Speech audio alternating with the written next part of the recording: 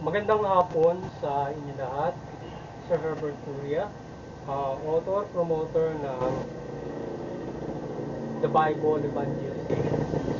Kakibat ang ating pananalig sa ating banal na Panginoon Diyos. Banal na Panginoon sa Kristo, divine na kaliwanagan po na siya, ay ating pong ibinabahagi sa inyo sa libong ito.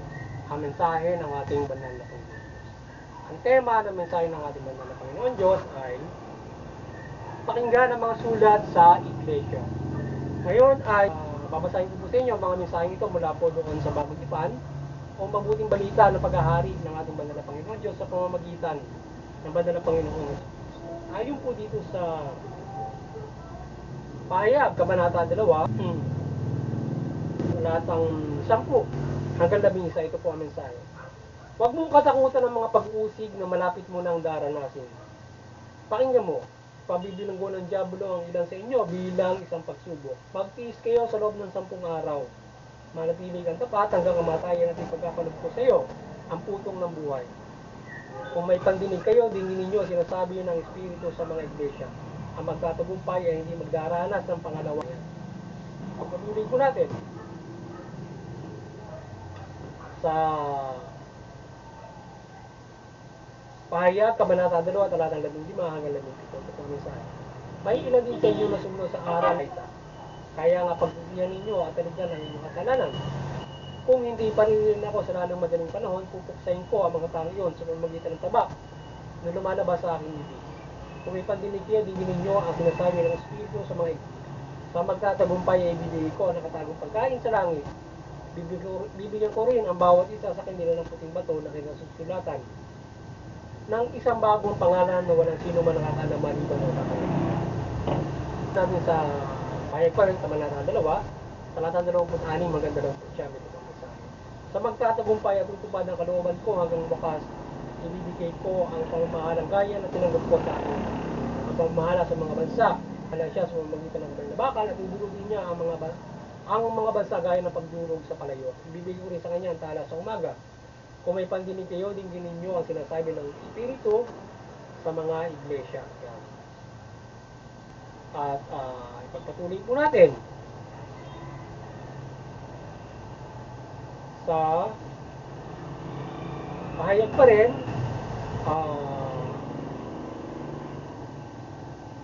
Pahayag pa rin, Kabanata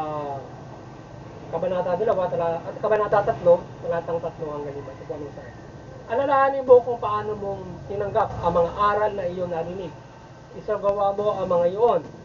Pagdating ka ng iyong kasamaan. Kung hindi ka gigising pa rin niya kung gaya na magnanakaw, hindi mo malalaman ang oras ng aking pagdating. Ngayon man, may ilan dyan sa Sardis na naingat ang malinis sa kanilang buhay. Kaya't maging kasama-sama ko si ng puti, sapagkat sila'y karapat-dapat. Ang magtatagumpay ay daramdam din ng puti, at hindi ko aalisin sa aklat ng buhay ang kanyang pangalan. Ikilala kaya sa harapan ng aking ama at kanyang mga anghel. Pandinig kayo, ninyo ang sinasabi ng Espiritu sa mga iglesia. Ito po ang mga salita ng Diyos at mensahe niya sa linggo. Maraming salamat sa ating mga nakakita.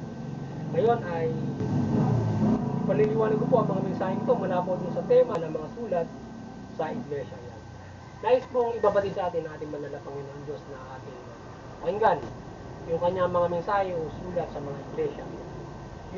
Ito yung ang iglesia, ito yung sinasabi niya mula doon sa 7 iglesia na ito ay pakinggan niya ang sinasabi niya sa mga iglesia mula dito sa 7 ito na mula doon sa Efeso, yan sa Thyatira, Smyrna, sa Laodicea, Philadelphia, at doon sa Pergamo.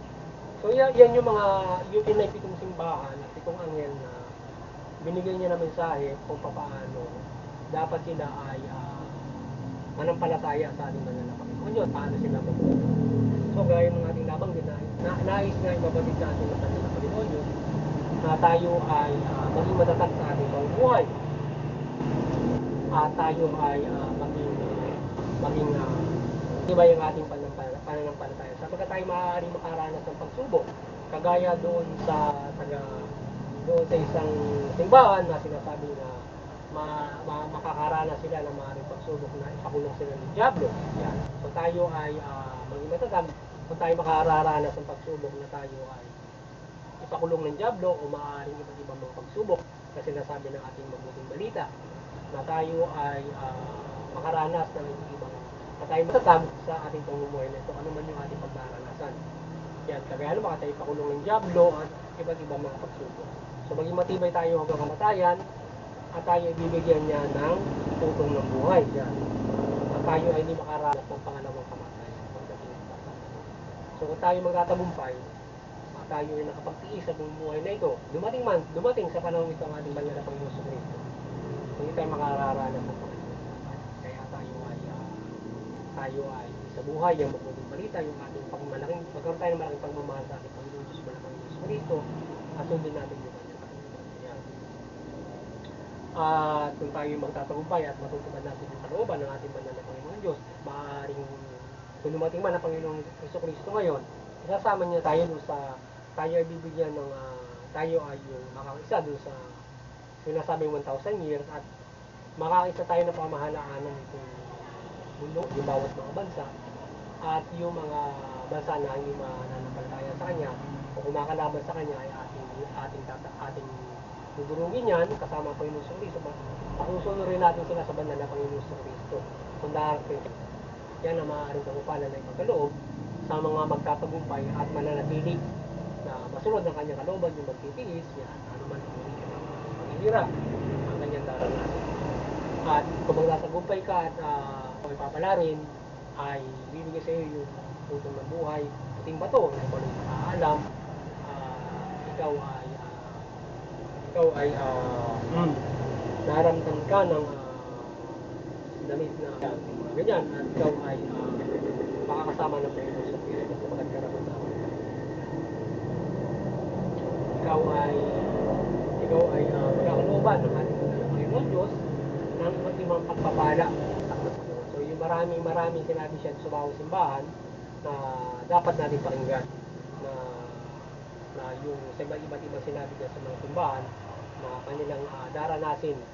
So tayo mga nananampalataya sa iba't ibang mga sitwasyon, tayo ay pakinggan natin ang lahat ito at ating pagtiisan natin ang pamumuhay nito sa pagtupad ng kalooban ng Diyos at pagsisihan natin ang mga kasalanan. Kung tayo nagkasalanan lalo na, halimbawa, doon sa ating pananampalataya ay huwag tayo makikinig doon sa maling interpretasyon ng mabuting balita, kagaya ng Nicolaita, na maaaring sa panahon ngayon ay nagpapatuloy ka yan, tayo mananampalataya doon sa ganong klase ng mga aral, lalo na ng same light. So maaaring din Nicolaita, maaaring may same light. So ngayon ay tayo manatili doon sa pananampalataya sa Panginoon Diyos mula doon sa mabuting balita na lahat ng mga apostol at nagsali-sali na sa panahon. Mayroon din kasi siya kinayag ng mga noong panahon pa niya na lumihis na agad sa pamamagitan ng aling turo. Kaya yung Nicolaita, ang turo niya, tayo balik sa true Christ, pero patuloy tayo doon sa makabutong gawain, yung mga samang gawa. Ay mali yun. Bali, hindi tayo pwede magpatuloy sa masamang gawa sa pananampalataya. Kinakailangan pagsisihan nga natin yung ating mga pagkaat, ubusan tayo doon sa maka-spiritual o matuwid na pamumuhay. Yan na isang ating banal na Panginoon Diyos mula Panginoon sa Kristo. Kaya nga tayo iniligtas doon sa pagkakamali. Tayo ginagabaya mamuhay ng matuwid, mabuti. Huwag tayo mamuhay ng may pagkakamali. So, kung may nagkasala tayo, pagsisihan natin. Kung tayo nagabayan sa maling aral, pagsisihan natin para tayo ay mapuksan ang ating Panginoon Diyos. Sapagkat kung tayo ay susunod sa maling aral, tayo ay pupuksain ng ating banal na Panginoon Diyos ng kanyang tabak pagdating ng pagkakamali. Kaya para maiwasan yun, tayo ay sumunod doon sa mabuting balita at tingnan natin mabuti ang mga aral ito. Yan at tayo magkaroon ng kaligtasan spiritual. So yun. So tayo ay dumalangin na palagi tayong gabayan ng ating Panginoon Diyos na sa tamang pagtupad ng kanyang kalooban. At tayo ay di nawawalay at tayo ay nakagusunod ng mabuti sa kalooban ng ating. Yan ang nagiging problema ngayon sa panahon ngayon na may mga iba't ibang mga reliyon, iba't ibang paniniwala, iba-iba yung interpretasyon ng Kristyanismo at pagsasagawa ng pamumuhay na ito. Yan, kaya ng iba't ibang mga bagamat magkagayon man ay ito ay tayo pa rin ay kinakailangan ay mag-unawaan at sumusunod para unawain ang bawat mga ito at matukuyan natin ang ito ang tama at tunay na interpretasyon na inaaral ng ating banal na Panginoong Jesucristo para tayo ay magkaroon ng ganap na kaligtasan spiritual. So yan, yung ibang maraming Kristiyano kagaya noon, ano ba, Nicolaita, yan. Yung niyayang na Kristyanismo noon, kagaya Nicolaita, Kristiyano rin siya pero iba. So ngayon ganoon din, iba-iba marami. So ngayon ay tayo naman ay kaya kinakailangan hindi man magkakaiba man, tayo ay ating tingnan yung ating tayo ay magtulungan para tayo matukulang mabuti yung aral ng Panginoon. So, hindi tayo maligaw at tayo ay maparusahan sa takdang panahon ng Panginoon sa Kristo kung tayo nagkakamali. Nasundin ang mabuti. Pagsisihan natin ating mga kasalanan at huwag tayo magkamali. Hindi tayo dapat na namumuhay sa kasalanan kundi tayo ay namumuhay sa mabuti. Kaya tayo binigyan ng pagkakataon sumula Panginoon sa Kristo. Kaya pakatandaan natin at pakinggan sa Kristo na tayo ay sawayin sa pagkakamali. Tayo ay sinaway. Tayo pinagbigyan ng Diyos na sawayin tayo sa pagkakamali. Tayo ay bigyan ng pagkakataon ng panibagong buhay. Ayan. Binuwis ng Panginoon Diyos ang buhay niya, ng Panginoon sa Kristo ang buhay niya masaway sa pagkakamali at tayo ay maisalbad sa ating nagagawang pagkakamali at mga nakagawa ng pagkakamali. Maaaring tayo, kung tayo nakagawa ng pagkakamali, masasalba niya tayo sa ating mga sarili para tayo ay maligtas. Gayon din yung iyong biktima. Kapag siya ay nagawa mo ng masama, masasamba siya sa kasamaan mo at siya ay magagabayan sa mabuti at siya ay hindi makakaranas ng kapigatian o kamalian. So, masasalba yung mga tao mula dito sa aral ng mabuti. At iba't ibang pananampalataya at painting na pananampalataya upang tayo ay adyan ng Diyos doon sa mga taong nagkakamali. Yan. Kung tayo nananampalataya at mayroong nagkamali, tayo ay iadyan niya daan kung tayo may medyo na pananampalataya. Hindi niya tayo pababayaan. At sapagkat ang hindi lahat ay nakasusunod sa mabuting balita. Kaya ng ibang mga sekta, kagaya ng Nicolaita pa nga na tayo ay inaaralan ng Diyos para tayo ay mamuhay ng mabuti, hindi tayo makapinsala sa kapwa. So sa aral pa lamang ay nailigtas na tayo sa pagkakasala at yung mga tao maaaring magawang masama, hindi naman lahat tumusunod. So kaya mayroong nabibiktima.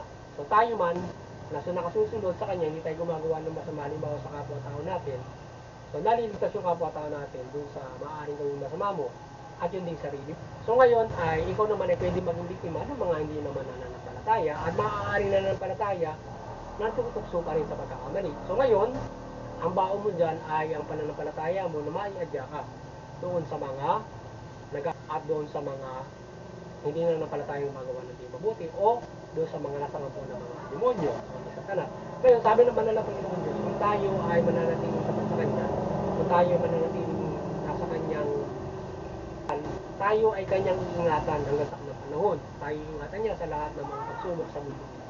Hindi niya tayo papabayaan hanggang sa pagdating ng pagkakalon at tayo ay bibigyan ng hindi tayo maaari makaranas sa pangalawang kamatayan kundi kung sa panahon tayo ay pagkalooban ng mga pagpapala na pinagkakaloob ng ating Panginoon Diyos sa mga manilitas. Mula dito sinabi sa sulat sa mga iglesia at iba't ibang aral ng kabuuan ng mabuting balita at ng Ebanghelyo. So maralanin natin patatarok ang pagpapala na bibigyan natin ng Panginoon. Maliban doon sinabi dito sa mabuting balita.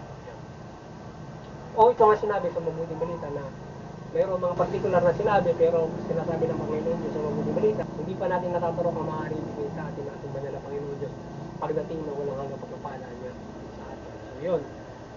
Muli, sana ay nagabay na naman kayo ng The Bible Evangelization sa pagbabagong balita mula Panginoon sa Kristo at kayo ay magkaroon ng malaking pag-asa sa kaligtasang espiritual sa ating pananampalataya sa ating banal na Panginoon Diyos. Wala dito sa kanya sa buhay at pakikinig ng mabuting balita. Yan. At tayo ay muli, tayo ay nananampalataya at sana patuloy tayong gabayan ng ating banal na Santa Maria ng kanyang kaliwanagan. Tayo ay gabayan ng kanyang kaliwanagan sa pagbabahagi ito ng mabuting balita. At tayo ay maliwanagan, kinig, at talimain ang mabuting balita. At magabayan kayo sa pagtalima ng mabuting balita. Gayunman, higit ay ang ating pakikinig ay doon tayo mag-focus sa ating pakikinig at talimain natin ang mabuting balita. At doon naman sa Interfaith Unity, tayo ay patuloy na gabayan ng ating Banal na Santa Maria, pagtutulong rin tayo diyan. At tayo ay matulungan ng ating mga reliyon at hindi tayo mauwi sa karasan, digmaan at mga labanan. Bakit? Mag-ehemplo tayo ng pagkakaisa.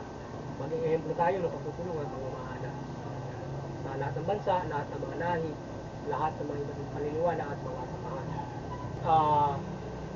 Muli dito sa CBCP and Vatican Church, kayo ay maliwanagan ng ating Banal na Santa Maria. Patuloy niyo pagbuorin Diyos ang katuwa sa kanang nakalatayan sa Diyos mula Panginoon Kristo at Panginoon Kristo at mabuting balita. Ang The Bible Evangelization sa munting kakayan nito ay patuloy na dumadalangin na tayo gabay na patuloy na kaliwanagan ng Banal na Santa Maria sa pagbabahagi ng mabuting balita at mabuklod natin ang sangkatauhan mula sa mga Panginoon Kristo sa pananampalataya sa Diyos at kaligtasan sa Panginoon. Yan.